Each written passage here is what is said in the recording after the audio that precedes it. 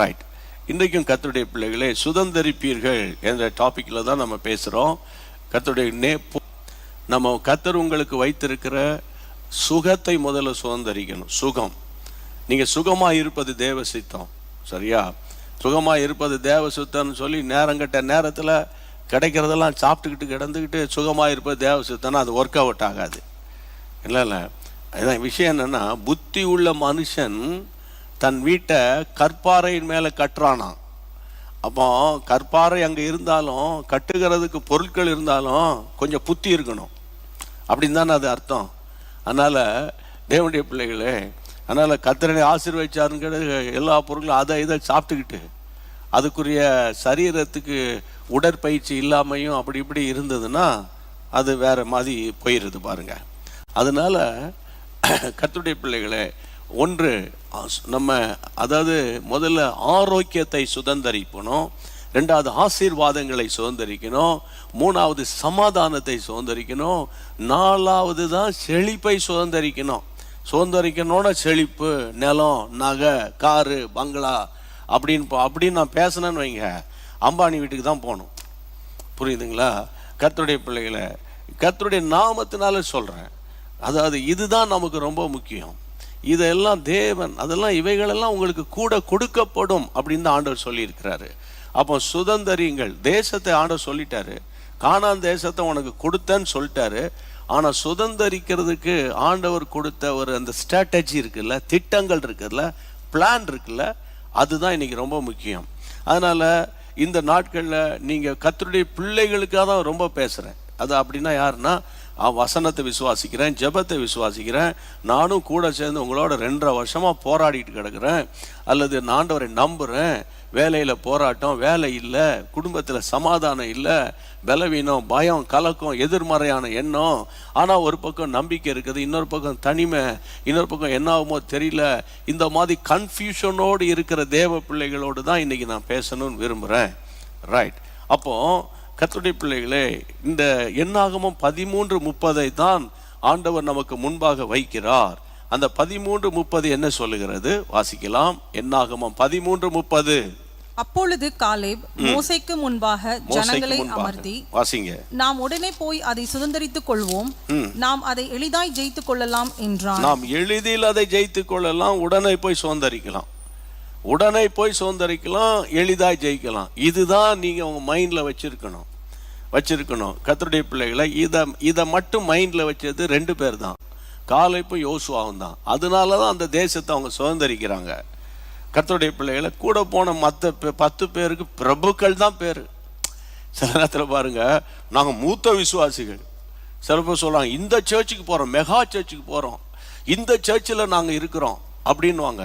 நாங்கள் இன்னொரு சிலர் சொல்லுவாங்க, நாங்கள் 3-4 தலைமுறை கிறிஸ்தவங்கன்னுவாங்க. இந்த சர்ச்சை எங்கள் அப்பா அம்மா தான் கட்டி கொடுத்தாங்க. எல்லாம் வெரி குட், கர்த்தருக்கு ஸ்தோத்திரம்.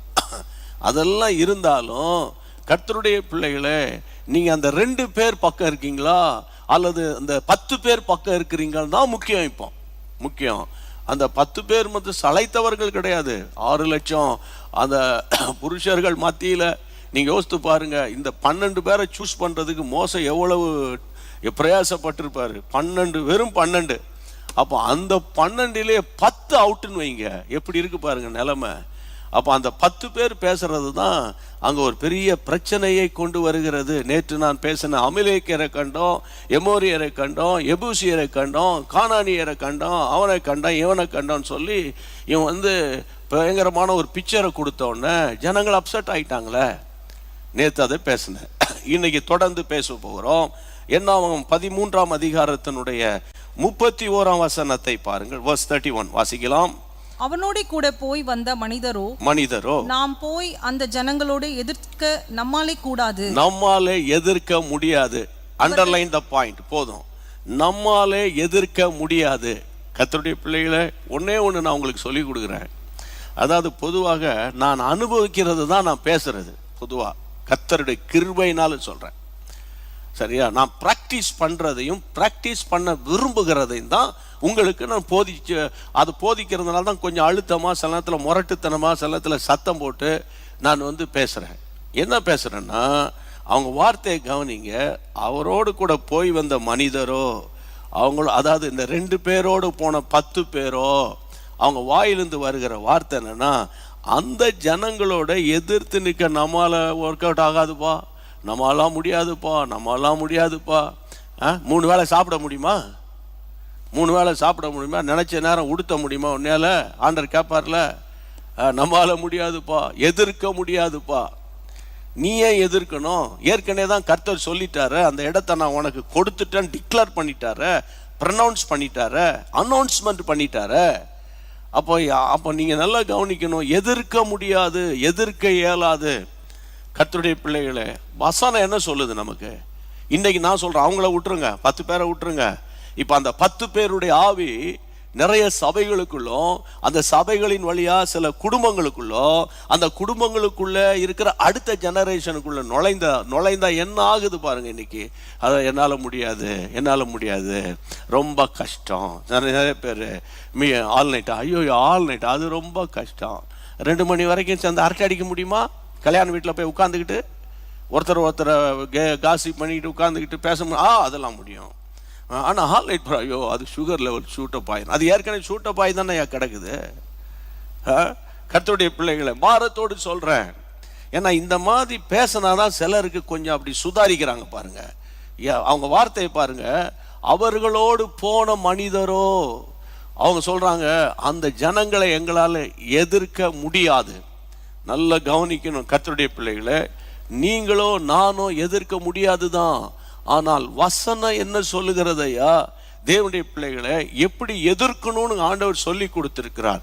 அந்த ஓல்டு டெஸ்ட்மெண்ட்டை விட்டுருங்க, நம்ம நியூ டெஸ்ட்மெண்ட் பீப்புள், புது உடன்படிக்கையின் பிள்ளைகள் இல்லையா? அப்போ நமக்கு எதிர்ப்பு இல்லையா அப்படின்னா, யாராவது ஒரு பிரசங்கியாரு உனக்கு எதிர்ப்புலாம் கிடையாது, அதெல்லாம் சும்மா சொல்கிறானுங்க, பிசாசு போராட்டம்லாம் கிடையாது, அதெல்லாம் ஒன்றும் சொல்ல அப்படின்னா நல்லா கவனிக்கணும். அப்படிப்பட்ட ஆட்கள் யாராக இருந்தால் எனக்கு சொல்லுங்கள். எங்ககிட்ட நிறைய பிசாசு பிடிச்ச ஆள் இருக்காங்க, கொஞ்சம் அனுப்பி விட்றேன், அவங்க என்ன செய்கிறாங்கன்னு பார்ப்போம். நல்லா கவனிக்கணும். வாட் பைபிள் சேஸ் அதை தான் நம்ம பேசுகிறோம்.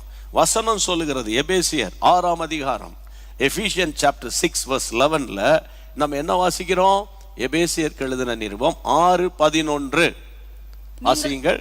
நீங்கள் பிசாசின் தந்திரங்களோடு எதிர்த்து நிற்க திராணி உள்ளவர்களாகும்படி, நீங்கள் பிசாசின் தந்திரங்களோடு, நீங்க கர்த்தருடைய பிள்ளைகளை, நீங்கள் பிசாசின் தந்திரங்களோடு எதிர்த்து நிற்க திராணி உள்ளவர்களாகும்படி தேவனுடைய சர்வாயுத வர்க்கத்தை தரித்து கொள்ளுங்கள். நீங்கள் வாயை திறந்து வாசிங்க, இந்த வசனத்தை சத்தமா வாசிங்க.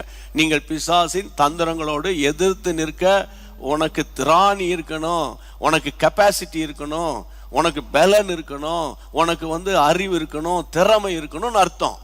அப்போ பிசாசின் தந்திரங்களோடு எதிர்த்து நிற்கணும்னு எபேசியர் சபைக்கு, எபேசியர் சபை ஒன்று எண்ணாகமத்தில் கிடையாது, இல்லை அது லேவியர் ஆகமத்தில் கிடையாது, அது new testament after the cross இல்லையா? இயேசுவின் இரத்தத்தினால விலைக்கிரயம் கொடுத்து சம்பாதிக்கப்பட்ட கர்த்தருடைய பிள்ளைகளை, அந்த சபைக்குள்ள இருக்கிற விசுவாசிகளுக்கு பேசுகிறாரு. நீங்க பிசாசின் தந்திரங்களோடு எதிர்த்து நிற்கணும்னா என்ன அர்த்தம்? பிசாசு தந்திரவன், அவன் உன்னை எதிர்த்து வருவான் அப்படின்னு தான் அதுல அர்த்தம். அவனை எதிர்த்து நிற்கணும்னு அர்த்தம். எதிர்த்து நிற்க அப்படின்னு சொல்லியிருக்கு பாருங்க. அதே போல அந்த 6:13 வாசிங்க. ஆகையால் தீங்கு நாளிலே அவைகளை நீங்கள் எதிர்க்கவும். ஒரு நிமிஷம், தீங்கு நாளில் அவைகளை நீங்க எதிர்க்கணும். அப்புறம் சகலத்தையும் செய்து முடித்தவர்களாய் நிற்கவும், சகலத்தையும் செய்து முடித்தவங்களாய் நிற்கவும் திராணி உள்ள, திரும்ப வருது பாருங்க, திராணி உள்ளவர்களாகும்படி. Underline the point. ஐயா, நம்ம இந்த சர்ச்சுக்கு போகிறதெல்லாம் ஓகே, நீங்கள் ஆன்மீக பாஷை பேசுகிறதெல்லாம் ஓகே, நீங்கள் இந்த சர்ச்சில் கம்யூனியன் சர்வீஸில் போய் கலந்து கொள்றதெல்லாம் ஓகே, அதுக்கப்புறம் நீங்கள் மூப்பராக இருக்குது, எல்டராக இருக்குது, செக்ரட்டரி, ட்ரெஷரரு, இன்னும் அசிஸ்டன்ட் பாஸ்டர், என்ன மாதிரி எவேஞ்சலிஸ்ட்டு எல்லாம், நீ எவேஞ்சலிஸ்டெல்லாம் இருக்குதெல்லாம் நல்லது தான். ஏதாவது ஒரு லிஸ்ட்டில் நம்ம இருக்கிறோம். ஆனால் சாத்தானின் தந்திரங்களை எதிர்க்கிற திராணி இருக்கா? பவுல் சொல்றாரு, எதிர்க்க உனக்கு கெப்பாசிட்டியை கர்த்தர் சிலுவையில சம்பாதித்து கொடுத்திருக்கிறாரு. ஆமென். ஏனென்றால் ஏற்கனவே சிலுவையில அவனை தோற்கடிச்சிருக்கிறாரு. அப்படிதானே வசனம் சொல்லுது. பிசாசின் கிரியைகளை அழிக்கும்படி மனுஷகுமாரன் வெளிப்பட்டார் இல்லையா? அப்ப இன்னைக்கு நம்ம வீட்டில் என்ன பிரச்சனை? பிசாசு வந்துட்டான் பிரதர், அங்க தடுக்கிறான் பிரதர், அங்க ஒரே போராட்டமா இருக்கு பிரதர், ராத்திரில வீட்டுக்குள்ள நடக்கிறான் பிரதர், அவன் நடக்கிறானா, நீ எழும்பி தூக்கத்துல நடக்கிறியா தெரியல. அதனால பார்க்கறதெல்லாம் சிலருக்கு பிசாசு, ஜன்னலுக்கு வெளியே ஒரு மரம் ஆடிச்சுன்னா ஐயோயோ பிசாசு வந்து ஆடிச்சுன்றது சொல்கிறது. இப்போ நான் என்ன உங்களுக்கு சொல்கிறேன், அது பிசாசோ பிசாசு இல்லையோ, ஆனால் எதிர்க்கிறதற்கு ஒரு பலனை கர்த்தர் உங்களுக்கு தந்திருக்கிறார். யாருக்கு? ரட்சிக்கப்பட்டவங்க, அபிஷேகம் பெற்றவங்க, ஆவியில நிரம்பவங்களுக்கு கர்த்தர் தந்திருக்கிறார். அப்படியா சொல்றீங்க? அப்படி இருக்கிற மாதிரி தெரியலன்னா நல்லா கவனிக்கணும். கர்த்தருடைய பிள்ளைகளே, ஆண்டவர் கொடுக்கிற கிருபைகளை அனல் மூட்டுனாதான் அது வெளிப்படும். உதாரணத்துக்கு உங்களுக்கு பாடுகிற ஒரு தாளந்த கர்த்தர் உங்களுக்கு வைத்திருந்தா அது தன்னால வந்துடாதியா. நீ வாயை திறந்து பாடணும். பாட பாடதானே பாட்டு வருது. பாட தானே பாட்டு வருது. இப்போ பாருங்க, தகப்பன் பாடுறாரு, கொஞ்ச நாளில் பிள்ளைகள் பாடுறாங்க, அப்புறம் பிள்ளைகள்லாம் பாடுறாங்க. சில வீட்டில் பார்த்துருக்கீங்கல்ல, சில வீட்டில் தகப்பனார் இசைக்கறி வாசிப்பார், கொஞ்ச நாளில் பிள்ளைகளும் வாசிக்க ஆரம்பித்தோம். எப்படி? அதுக்குள்ளே அவங்கள இன்வால்வ் பண்ணி ட்ரெயின் பண்ணி வரும்போது அது ஆட்டோமேட்டிக்காக வந்துடுது இல்லையா? அப்போ இந்த நாட்களில் நான் என்ன உங்களுக்கு சொல்லுகிறேன், போதிக்கிறேன் என்று கேட்டால், இந்த மாதிரி எதிர்க்க முடியாது, ரொம்ப கஷ்டம்.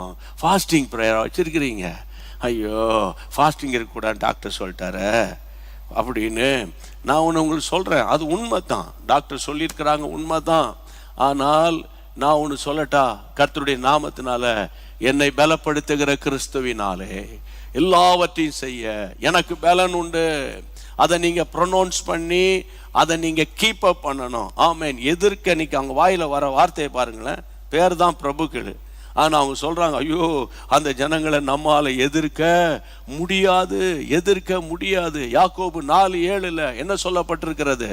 யாக்கோபு 4:7, பிசாசுக்கு எதிர்த்து நில்லுங்க, அப்பொழுது அவன் உங்களை விட்டு ஓடி போவான். அப்போ எதிர்க்கிறது யார் கையில் இருக்குது? ஏசப்பா வந்து உங்க முன்னால் நின்றுக்கிட்டு இருப்பாரா?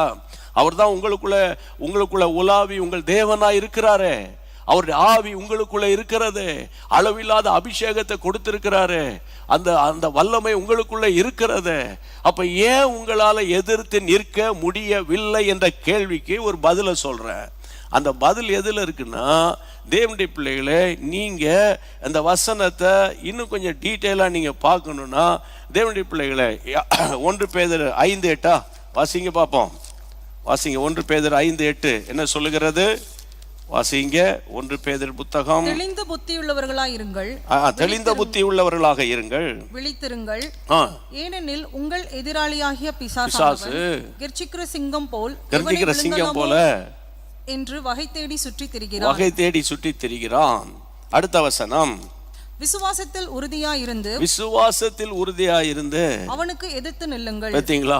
விசுவாசத்தில் உறுதியாயிருந்து அவனுக்கு எதிர்த்து நின்னா தான் கொஞ்சமாவது அவன் வந்து உங்களுடைய ஜபத்துக்கு கொஞ்சம் அசைவான். சும்மா அப்பால இப்போ சாத்தான்னா அவன் சிரிச்சிட்டு கிடப்பான். புரியுதா உங்களுக்கு? அப்போ இந்த நாட்களில் தேவனுடைய பிள்ளைகளை நீங்கள் முன்னேற முடியாதபடிக்கு, இப்போ உங்கள் வீட்டில் நீண்ட காலமாக ஒரு கோர்ட்டு கேஸ் இருக்குன்னு வைங்களேன், சும்மா உதாரணத்துக்கு சொல்கிறேன். அது தாத்தா காலத்தில் வாங்கினது, உங்கள் அப்பா வந்து அதை செட்டில் பண்ணாமல் போயிட்டாரு. இப்போ தாத்தாவுடைய சொத்து பேர பிள்ளைகளுக்குன்னு ஒரு டீம் எழுப்பி நிற்கிது உங்கள் வீட்டில். இப்போ பிரதர்ஸுக்குள்ளே சரியான ஒரு இணக்கம் இல்லை. அப்போ அந்த பேர பிள்ளைங்களாம் எழும்பி நின்றுக்கிட்டு தாத்தா சொத்து எனக்குன்னு அவன் கோர்ட்டில் கேஸ் போட்டு நிற்கிறான்னா, இது என்னைக்கு அது வந்து ஒழுங்குபட்டு வரப்போகுது? அப்போ நீங்கள் பாருங்கள், அப்போ இந்த மாதிரி பிரச்சனைகளை எதிர்த்து நின்று வீட்டுக்குள்ளே ஒரு சமாதானத்தை உண்டாக்கணும்னா அந்த சாத்தானை நீங்கள் குடும்பமாக சேர்ந்து எதிர்க்கணும். அப்போ சாத்தானுக்கு எதிர்த்து நில்லுங்கள், அப்பொழுது அவன் உங்களை விட்டு ஓடி போவானா. எப்படி எதிர்க்கிறது? எப்படி எதிர்க்கிறது? எங்களை மாதிரி ஆட்களை ஜெபிக்க சொல்லிட்டு நீங்க தூங்குறதா? இல்லையே. வசனம் என்ன சொல்லுகிறது? விசுவாசத்துல உறுதியா இருந்து அவனுக்கு எதிர்த்து நில்லுங்கள் அப்படின்னு சொல்லும்போது, வாசிங்க தொடர்ந்து, உலகத்தில் உள்ள உங்கள் சகோதரரிடத்திலும் அப்படிப்பட்ட பாடுகள் நிறைவேறி வருகிறது அறிந்திருக்கிறீங்களே. What is the meaning? ஆமா, கொஞ்சம் அந்த உறுதியா விசுவாசத்துல நின்று அவனை எதிர்க்கும் போது சில டிஸ்டர்பன்ஸ் வரும், சரியா? சில போராட்டங்கள் வரும், சில அசதி, சில சோர்வு அவன் அனுப்புவான், வெளியே இருந்து அட்டாக் பண்ணுவான். அப்போ உடனே நீங்க சுதாரிச்சு கொண்டு கொஞ்சம் நீங்க ஸ்ட்ரெயின் பண்ணி ஜெபிச்சுக்கிட்டே இருக்க, உங்க விசுவாசத்தை தளர விடாம ஜெபிப்பீங்கன்றா கர்த்தருடைய பிள்ளைகளே, ஒரு சமாதானம் வந்துடும். சாத்தானுடைய கிரியைகளை நீங்க அழிக்கலாம். கையை வைத்து ஜெபம் பண்ணிருங்க. எங்களால முடியாது என்பது கிடையாது ஆண்டவரே, எங்களால முடியாது என்பது கிடையாது. தோத்திரம். எங்களால முடியாது என்பது கிடையாது. கையை வைத்து ஜெபம் பண்ணுங்க. எங்களால முடியாது என்பது கிடையாது, எங்களால முடியாது என்பது கிடையாது. எங்களால முடியும். என் இயேசுவால் எல்லாம் முடியும். எங்கள் இயேசுவால் எல்லாம் முடியும். எங்கள் இயேசு அப்பாவனால் எங்க வீட்டுக்குள்ளே சமாதானத்தை கொண்டு வர முடியும். எங்க அண்ணன் தம்பிக்குள்ள இருக்கிற எல்லா விதமான இடர்பாடுகள் நிமித்தம் முடங்கி கிடக்கிற கோடிக்கணக்கான சொத்துக்களை ஆண்டவரை மீட்டெடுக்க கர்த்தராகிய இயேசு கிறிஸ்துவின் நாமத்தை முன்னிட்டு, நாமத்தினால எங்களால் முடியும், எங்களால் முடியும். அவனை ஜெயிக்க எங்களால முடியும். பில்லி சூனிய கட்டுகளை சுட்டரிக்க ஹல்லேலூயா கர்த்தருடைய வார்த்தைகளை பயன்படுத்த முடியும். பின்வாங்கி போன என் பையனை, என் மகளை மறுபடியும் ஆண்டவரே அவங்களை கர்த்தருக்குள்ளே நடத்துவதற்கு நீர் எனக்கு பலன் கொடுப்பீராக. அதனால முடியும் ஐயா. எல்லாரும் வாயை திறந்து ஸ்தோத்திரம் ஸ்தோத்திரம் ஸ்தோத்திரம் எல்லாரும் சேர்ந்து. எனக்கு ஒரு பாட்டு நினைவுக்கு வருது. உம்மால் ஆகாத காரியம் ஒன்றுமில்லை. எல்லாம் சேர்ந்து பாடிடுவோம். கர்த்தருடைய நாமத்துல பாடும் போதே ஒரு கிருபை உங்க மேல வந்து இறங்கிரும். ஆமென். உம்மால் ஆகாத காரியம் ஒன்றுமில்லை, உம்மால் ஆகாத காரியம் ஒன்றுமில்லை, உம்மால் ஆகாத காரியம் ஒன்றுமில்லை, எல்லாமே உம்மாலாகும். அல்லேலூயா, எல்லாமே உம்மாலாகும். ஆகும், எல்லாம் ஆகும், உம்மாலே தான் எல்லாம் ஆகும். ஆகும், நல்ல கரங்களை தட்டி. எல்லாம் ஆகும், உம்மாலே தான் எல்லாம் ஆகும். எனக்கு குறித்ததை நிறைவேற்றி முடிப்பவர் நீரே ஐயா, நீரே எனக்காக யாவையும் செய்து முடிப்பவர் நீரே ஐயா, நீரே எனக்கு குறித்ததை நிறைவேற்றி முடிப்பவர் நீரே ஐயா, நீரே எனக்காக யாவையும் செய்து முடிப்பவர் நீரே ஐயா, நீரே.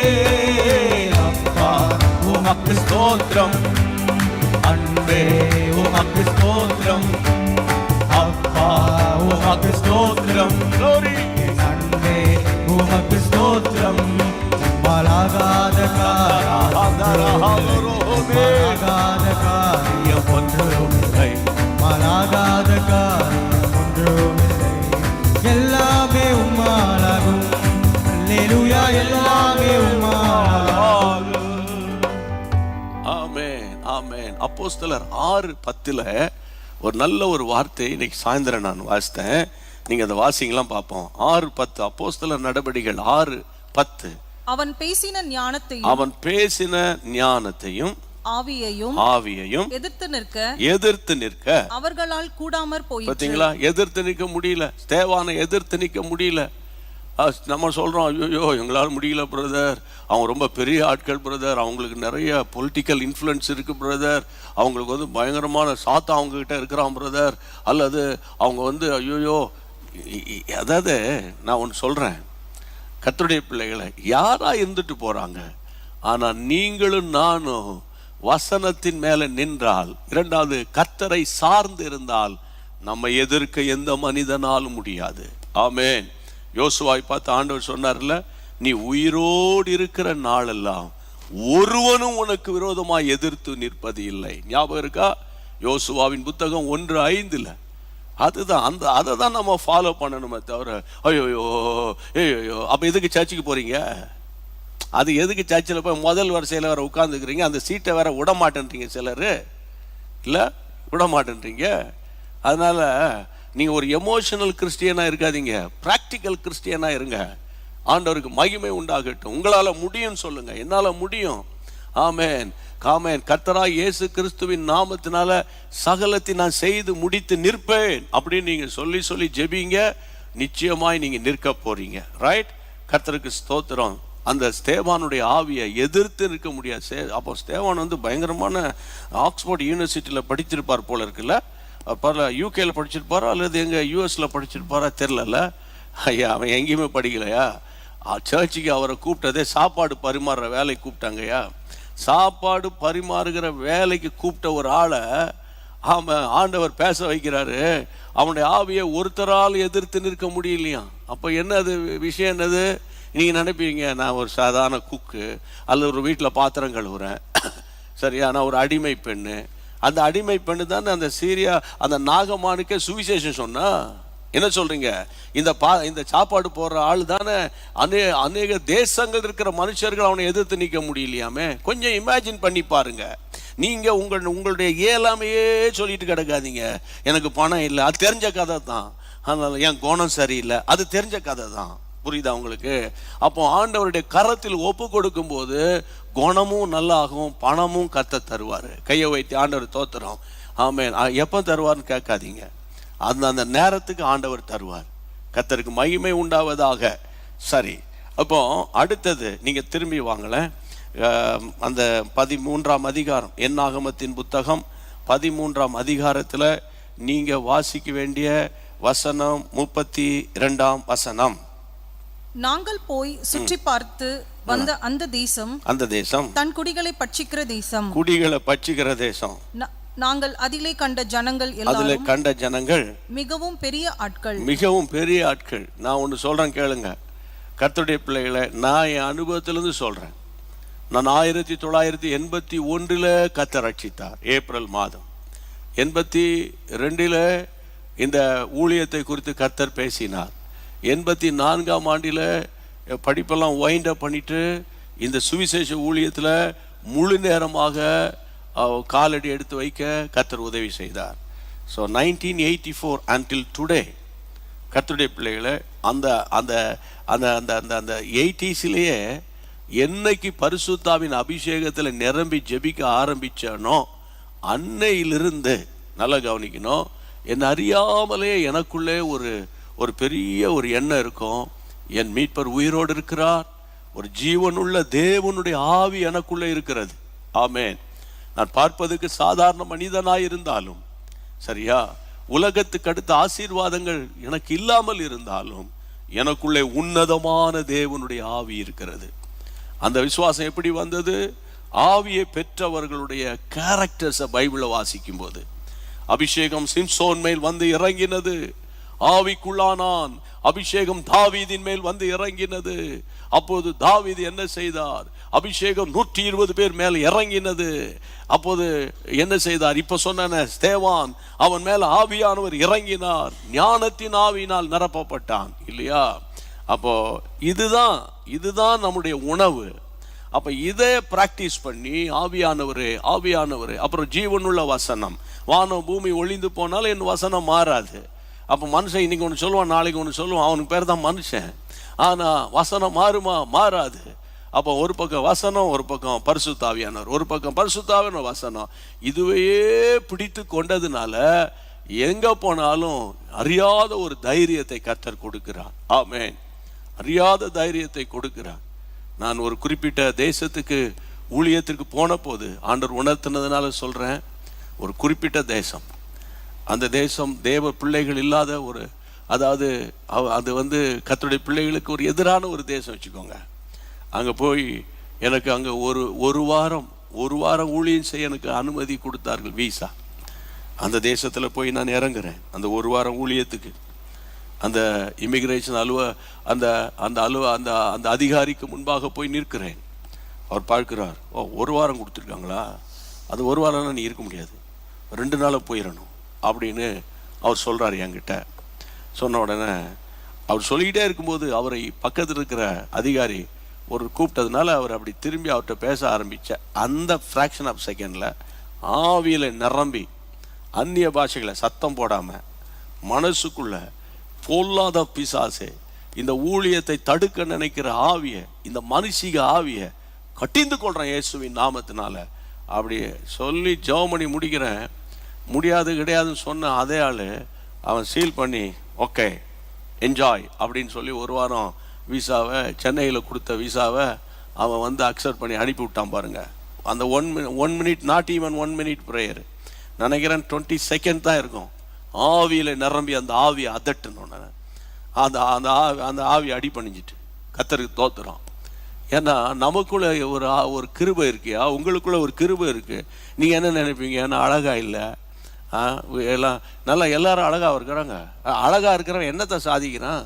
இன்னைக்கு அழகு இருக்கும், நாளைக்கு ஏதாவது ஒரு வந்தா என்ன ஆயிரும் அழகு இல்லையா? அழகும் சௌந்தரியமும் என்னது வீணுன்னு சொல்லி இருக்குது இல்லையா?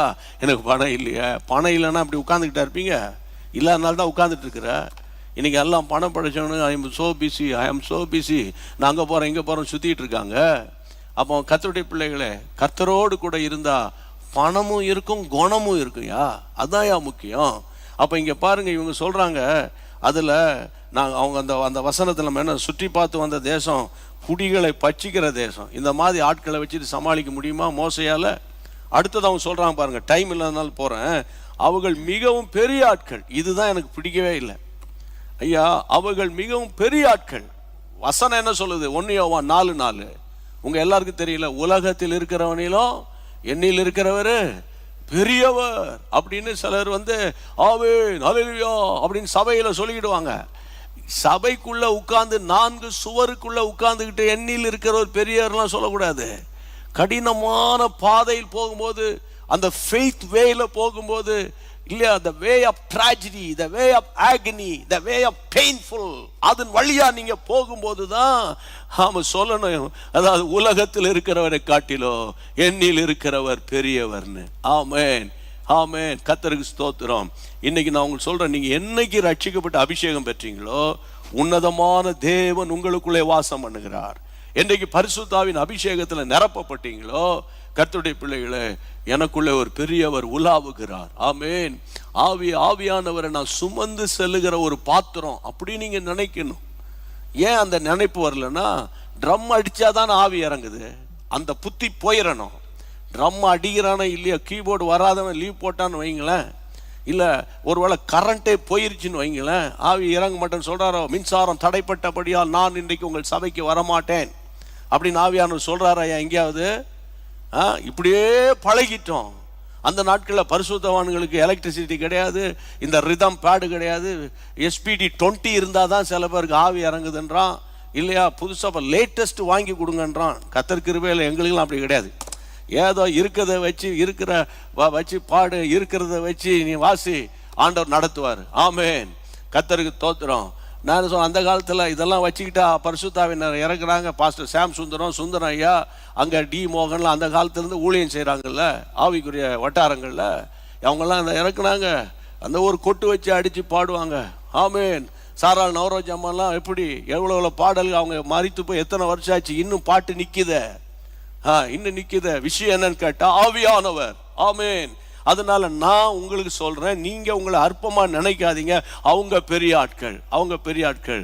அப்போனா நீ வாலிப பிள்ளைகளுக்கு சொல்றேன், நீ உன்னை மட்டுப்படுத்தல, உனக்குள் இருக்கிற கர்த்தரை மட்டுப்படுத்துகிறாய். ஆமென். பெரியவங்களுக்கு சொல்றேன், நீங்க ஏளனமா நினைக்கல, உங்களுக்குள்ளே வாசம் பண்ணிக்கிட்டு இருக்கிற ஆவியானவரை நீங்க துக்கப்படுத்திக்கிட்டு இருக்கீங்க. அப்போ தேவனுடைய பிள்ளைகளே, அப்போ ஆண்டவர் சொல்றாரு, நீ சிறுமந்தையா, சிறுமந்தையே பயப்படாத, உனக்கு ஒரு அப்பார்ட்மெண்ட் தருவேன் அப்படியா சொல்லியிருக்காரு. உனக்கு ராஜ்யத்தை கொடுப்பேன்னு சொல்லியிருக்காருயா, ராஜ்யத்தை கொடுப்பேன். இதெல்லாம் நீங்க வாசிக்கணும், விசுவாசிக்கணும். இதெல்லாம் விசுவாசித்து ஜெபம் பண்ணி விசுவாசித்தான் இந்த ஊழியத்தை நம்ம நடத்திக்கிட்டு இருக்கோம். பாருங்க, சகரியா 4:6-7 என்ன சொல்லப்பட்டிருக்கிறது? வாசிங்க வேகமா அந்த வசனத்தை. சகரியா 4:6-7 வாசிங்க. அப்பொழுது அவர் செருபாபேலுக்கு சொல்லப்படுகிற கர்த்தருடைய வார்த்தை என்னவென்றால், செருபாபேலுக்கு வருகிற கர்த்தருடைய வார்த்தை என்னவென்றால், பலத்தினாலும் அல்ல ஐயா, பலத்தினாலும் அல்ல, பராக்கிரமத்தினாலும் அல்ல, என்னுடைய ஆவியினாலேயே ஆகும். என்னுடைய ஆவியினால். செருபாபேல என்னுடைய ஊழியக்காரனே, நீ பயப்படாத. உன்னுடைய பலமோ உன்னுடைய பராக்கிரமோ ஒன்னுத்துக்கு ஒர்க் அவுட் ஆகாது. நான் PhD படிச்சிருக்கிறேன், நான் டாக்டரேட் வாங்கியிருக்கிறேன், நான் அதா இருக்கிறேன் இதா இருக்கிறேன் அப்படிலாம் இருக்கட்டும், அது ஒரு பக்கம் இருக்கட்டும். பலத்தினாலும் அல்ல, பராக்கிரமத்தினாலும் அல்ல, என் ஆவியினாலேயே எல்லாம் ஆகும் என்று ஆண்டவர் பேசியிருக்கிறார். அதனால உங்களுக்குள் இருக்கிற பலம், அதுதான் that is called anointing of the Holy Spirit. அந்த ஆவியை நீங்க அனல் மூட்டிக்கிட்டே இருந்தாலே போதும், தேவன் உங்களுக்குள்ளே இருந்து மகிமையான காரியத்தை செய்வார். சரியா? இன்றைக்கு இதோடு இந்த செய்தியை நிறுத்துறேன். தொடர்ந்து நான் வருகிற நாட்களில் நான் உங்களோடு கூட பேசுவேன். ஓகே, எல்லாரும் எழுப்பி நிற்போம். இயேசுவின் நாமத்தினால ஜெபிப்போம். உங்க வாயில இனிமே வரக்கூடாது. என்னது? எங்களால முடியாது, எதிர்த்து நிற்க முடியல, ஐயோ இந்த போராட்டத்தை எதிர்த்து நிற்க முடியல, ஐயோ இந்த அதிகாரியை எதிர்த்து நிற்க முடியல. அதிகாரி முன்னால போய் நிற்கிற, ஆமா, ஆண்டவருக்கு முன்னால நில்லு. ஆமா, ஐயோ இந்த பிரச்சனை எதிர்த்து நிற்க முடியல, என் வீட்டு ஓனரை எதிர்த்து நிற்கணும். ஓனருக்கு பின்னால ஒரு ஆவி இருக்குது. அந்த ஆவியை எதிர்த்து நிற்கிறதுக்கு அரைக்கதவை பூட்டுங்க. ஆவியில நிரம்பி ஜெபம் பண்ணுங்க. சும்மா சாப்பிட்டு வீட்டுக்குள்ள இருந்துட்டு பேர பிள்ளைகளோட என்ஜாய் பண்ணிக்கிட்டு இருங்க ஒரு பக்கம். அது கொஞ்ச நேரம் வச்சுக்கோங்க. அதிக நேரம் கர்த்தரோடு ஸ்பெண்ட் பண்ணுங்க. எதற்காக கர்த்தர் உங்களை ரட்சித்தார், அபிஷேகம் பண்ணாரு. ராகாலாபோ சாந்தாராபாஹா, கடைசி கால எழுப்புதலுக்காக அல்லவா கர்த்தர் நம்மை ஆயத்தப்படுத்தி இருக்கிறார். எல்லாரும் எழுப்பி நிற்போம். விசுவாசிக்கிறவனுக்கு எல்லாம் கூடும். இனிமே என் வாயில என்னால எதிர்த்து நிற்க இயலாது, என்னால ஸ்டாண்ட் பண்ண முடியாது, எனக்கு அந்த கெப்பாசிட்டி இல்லை. அவங்கெல்லாம் பெரிய ஆட்கள், ஐயோ அவங்கெல்லாம் பெரிய பெரிய ஆட்கள், அவங்கெல்லாம் பெரிய பெரிய கோடீஸ்வரர்கள். இருந்துட்டு போது, அவங்க போனா அவங்களோட இருக்கட்டும். நமக்கு என்ன வந்தது? நமக்குள்ள வாசம் பண்ணுகிறவர், ராஜ்யங்களை ஆளுகிறவர், ராஜாக்களை தள்ளி ராஜாக்களை ஏற்படுத்துகிறவர். ஆமென், ஹalleluya. ராந்தாபு ராஷாதா ரீகபா ரபாலியா தரோகோ. எல்லாரும் கைகளை உயர்த்தி, என் ஃபேமிலி என்னால ரன் பண்ண முடியல, என் புருஷனுடைய பொல்லாத இச்சையின் ஆவியில மூழ்கிட்டான், அவனை வெளியே கொண்டு வர முடியல. ஆமா ஆண்டவரே, நான் ஸ்ட்ரகிள் பண்ணிக்கிட்டு இருக்கிறேன், என் பிள்ளைகளை சரியா படிக்க வைக்க முடியல, எனக்கு வேண்டிய பண வசதி இல்ல, ஐயோ நான் தடுமாறிக்கிட்டு இருக்கேன். இல்ல, உங்களால முடியும், கர்த்தரால முடியும், கர்த்தரால முடியும். ஏன் தெரியுமா? இல்லாதவைகளை தான் அவர் இருக்கிறவைகளாக அழைக்கிற கர்த்தர். இல்லாத உங்க வீட்டுக்குள்ள இப்ப என்ன இல்லையோ அது உனக்கு இருக்கு. ஆமா, உனக்கு பலவீனமா, அது பலன் வரும். ஸ்தோத்திரம். ஆமென். உங்கள் பலவீனத்தில் என் பலன் பூரணமாய் விளங்கும். அது பவுலுக்கு மட்டும் இல்ல, உங்களுக்கும் கர்த்தர் சொல்லி இருக்கிறார். எழும்பி நில்லு, நல்ல வாயை திறந்து கையை உயர்த்துங்க. முழங்கால்களுக்குள்ளே ஒரு பலன். ஆமென், ஆமென். மூட்டுகளுக்குள்ளே ஒரு பலன், இடுப்புகளுக்குள்ளே ஒரு பலன், லங்ஸ்ல ஒரு பலன், ஹார்ட்ல ஒரு பலன், லிவர்ல, கிட்னில, ஆமென், ஹalleluya, pancreasல, ஸ்ப்ளீன்ல, அப்டமன்ல தேவ பலன் உண்டாவதாக. கர்ப்ப பைகளுக்குள்ள ஒரு பலன் உண்டாவதாக. இயேசு என்ற நாமத்தினால, இயேசு என்ற நாமத்தினால. இப்படிப்பட்ட அவிசுவாசமான வார்த்தைகள் தான் அன்னைக்கு இஸ்ரவேல் ஜனங்களை கலங்க பண்ணிட்டப்பா. இந்த கலங்க பண்ணக்கூடிய வார்த்தைகளை இனிமே நான் பயன்படுத்த மாட்டேன், நான் பயன்படுத்த மாட்டேன். ஆண்டவரே, ஒருவருக்காக ஒருவர் ஜெபிப்பேன், ஒருவர் பாரத்தை ஒருவர் சுமப்பேன், ஒருவரோடு ஒருவர் இணைந்து ஜெபிக்க எனக்குள்ள ஒரு மனப்பாடு வேணும். நான் என்ன படிச்சிருக்கேன் தெரியுமா, என் ஸ்டேட்டஸ் என்ன தெரியுமா, அது என்ன தெரியுமா, அதெல்லாம் தூக்கி எறிஞ்சிட்டு ஆண்டவரே இணைந்து ஜெபிக்க ஒப்பு கொடுக்கிறேன் அப்பா, இயேசுவின் நாமத்தில். தகப்பனே, உம்முடைய பிள்ளைகள் எந்த பட்டணத்தில் இருந்தாலும், எந்த கிராமங்களில் இருந்தாலும், எந்த ஸ்மால் டவுன்ல இருந்தாலும், எந்த மெட்ரோபாலிட்டன் சிட்டியில இருந்தாலும், எந்த ஆண்டவரே பெரிய பெரிய ஆண்டவரே நாடுகளில் இருந்தாலும், இயேசுவே இயேசுவே, மலையாளத்தில் இருந்தாலும், கேரளாவில் இருந்தாலும், அந்த ஆங்கில மொழிபெயர்ப்பு மூலமாய் இங்கிலீஷ்ல கேட்டுக்கொண்டிருந்தாலும், தெலுங்கு மொழிபெயர்ப்பு மூலமாய் தெலுங்குல கேட்டுக்கொண்டிருந்தாலும், இயேசுவின் நாமத்தினால ஒரு புதிய கிருபை உங்களுக்குள்ள வரட்டும் ஐயா. கர்த்தருடைய நாமம், கர்த்தருடைய நாமம், கர்த்தருடைய நாமம். ஆமென், ஹalleluya. உயர்ந்த அடைக்கலம் ஐயா. ஆமாண்டவரே, நீதிமான் ஓடி சுகமாயிருப்பான். ஆமென். இனிமே எங்க நாவில எதிர்த்து நிற்க முடியாது. பெரிய ஆட்கள், இதெல்லாம் கஷ்டம், ரொம்ப தூரம், முடியாது, கிடையாது என்பது கிடையாதப்பா.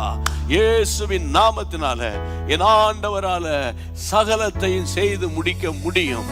ஆமென். அவர் சகலத்தையும் செய்ய வல்லவராயிருக்கிறார், சகலத்தையும் செய்ய வல்லவராக இருக்கிறார். ஆமென். சகலத்தையும் சொல்லுங்க, என் லைஃப்ல சொல்லுங்க, வாய் திறந்து, சகலத்தையும் எனக்காக செய்து முடிக்க வல்லவராயிருக்கிறார். என் காரியங்கள் எல்லாம் அவர் வாய்க்க பண்ணுவார். காரியங்களை வாய்க்க பண்ணுவார். ஆமென், ஆமென், அல்லேலூயா. காரியங்களை வாய்க்க பண்ணுகிற ஆண்டவர் இன்றைக்கு உங்கள் வீடுகளுக்குள்ளே இறங்கி உலாவி தம்முடைய தூதர்களை அனுப்பி உங்க வீட்டுக்குள்ளே இருக்கிற அந்த அவிசுவாசத்தின் ஆவியை, ஆமென், எல்லாம் பலவீனப்படுத்துகிற ஆவியை ஆண்டவர் துரத்தி கொண்டிருக்கிறார். கர்த்தாவே, ஒரு பெரிய ஜெப ஆவியை கர்த்தர் உண்டாக்குகிறதற்காக உமக்கு ஸ்தோத்திரம், உமக்கு ஸ்தோத்திரம், உமக்கு ஸ்தோத்திரம் ஆண்டவரே, உமக்கு கோடி ஸ்தோத்திரம். கர்த்தருக்கு ஸ்தோத்திரம். எல்லாம் சேர்ந்து பாடிடுவோமா? ஆமென். காரியம் வாய்க்கும் கர்த்தர் நேரத்தில், கர்த்தரால் காரியம் வாய்க்கும். காரியம் வாய்க்கும் கர்த்தர் நேரத்தில், கர்த்தரால் காரியம் வாய்க்கும். காரியத்தை வாய்க்க பண்ணும் கர்த்தர் உன்னோடு இருக்கின்றார். உன்னை பேர் சொல்லி அழைக்கும் கர்த்தர் கடைசி வரை நடத்திடுவார். காரியத்தை வாய்க்க பண்ணும் கர்த்தர் உன்னோடு இருக்கின்றார். உன்னை பேர் சொல்லி அழைக்கும் கர்த்தர் உன்னை கடைசி வரை நடத்திடுவார். காரியம் வாய்க்கும் கர்த்தர் நேரத்தில், கர்த்தரால் காரியம் வாய்க்கும். காரியம் வாய்க்கும் கர்த்தர் நேரத்தில், கர்த்தரால் காரியம் வாய்க்கும். உன் ஜெபத்தினை தொடர்ந்திடும் மகனே, உன் ஜெபத்தால் ஜெயம் ஜெயமே.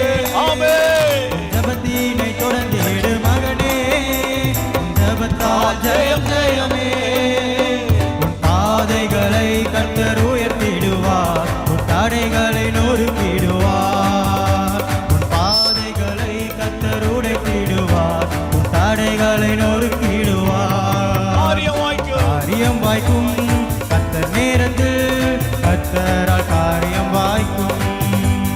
காரியம் வாய்க்கும் கர்த்தர் நேரத்தில், கர்த்தரால் காரியம் வாய்க்கும்.